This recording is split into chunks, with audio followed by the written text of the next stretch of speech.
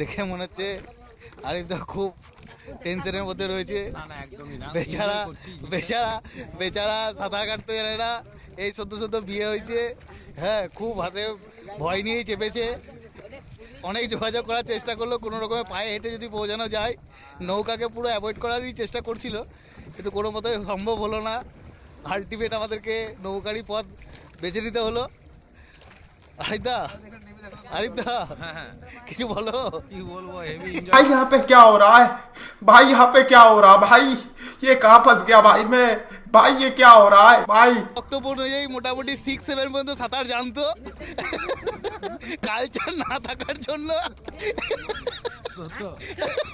Culture না থাকার জন্য ও ভুলে গেছে।